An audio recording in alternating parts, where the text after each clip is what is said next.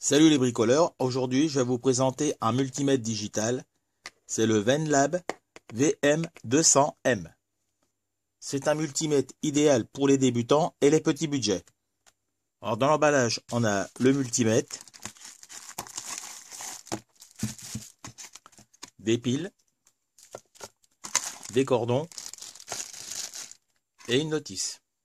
La notice est en plusieurs langues.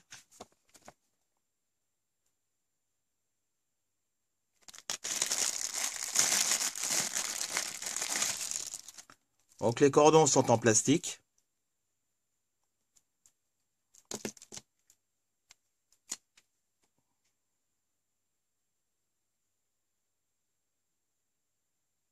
Donc pour installer les piles, il faut démonter le cache qui se trouve ici. On aura besoin d'un tournevis cruciforme.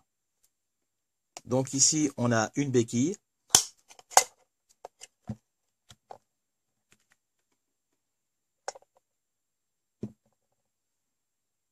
En façade, on a 3 bornes pour brancher les cordons, un bouton rotatif, un bouton pour la lumière et un autre bouton pour la mémoire.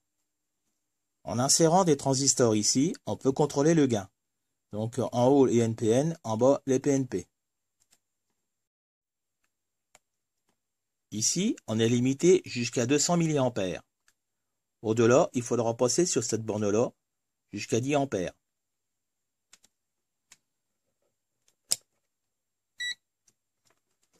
Donc l'affichage est très lisible. Il mesure en hauteur 2,5 cm. Je vais faire un essai de la lumière. On a des petits sigles qui nous indiquent que là, on est en voltage alternatif.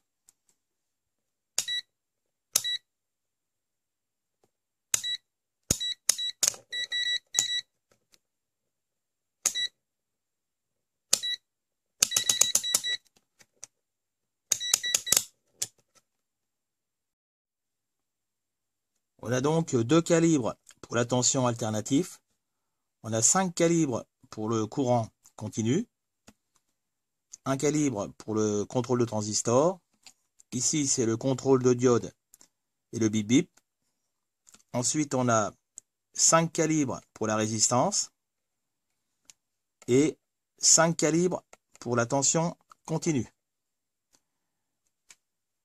Il est important de préciser qu'il n'y a pas de calibre pour le courant alternatif. Dans le livret, c'est écrit qu'il est garanti 3 ans. On a un petit sigle qui s'affiche quand la batterie doit être changée. Si OL s'affiche, la plage doit être commutée sur une valeur plus élevée. Quand on n'est pas sûr d'une tension, on commence toujours par le calibre le plus haut. On a 2 fusibles de protection, donc un fusible de 10 A et un autre de 200 mA de type PTC réarmable. Alors voici les spécifications pour la tension continue. Donc ici on a la gamme, la résolution, la précision et la protection de surcharge. Ici pour la tension alternative. On a une fréquence de réponse de 40 Hz à 400 Hz. Donc ici pour le courant continu et l'ohmmètre. Donc pour le contrôle des transistors, ils vont nous indiquer un gain de 0 à 1000. Le courant de base est de 10 microampères et le VCE environ 3 volts. Donc le bip bip va sonner pour des résistances inférieures à 50 ohms.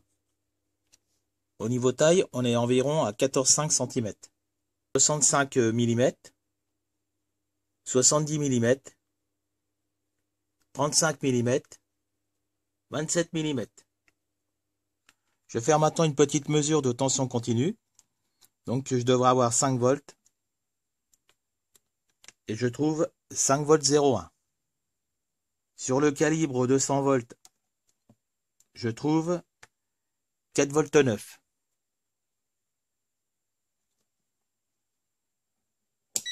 Sur le calibre 600 volts,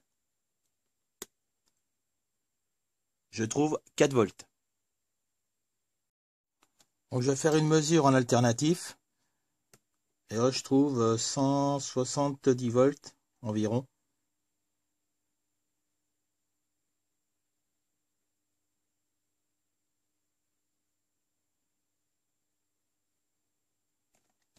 Et sur le calibre 600,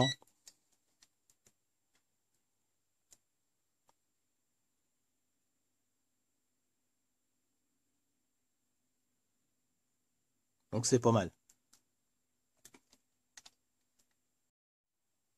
Donc là, je vais essayer une résistance de 1 kΩ et je trouve 997 ohms.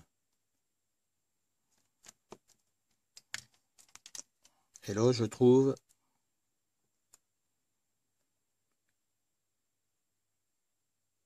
996 ohms.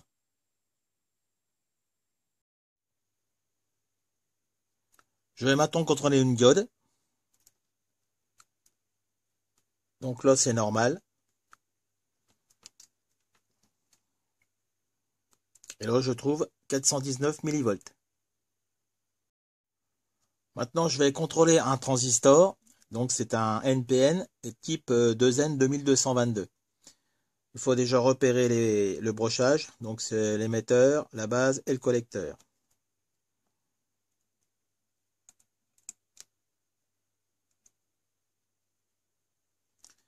Et je trouve un gain de 283.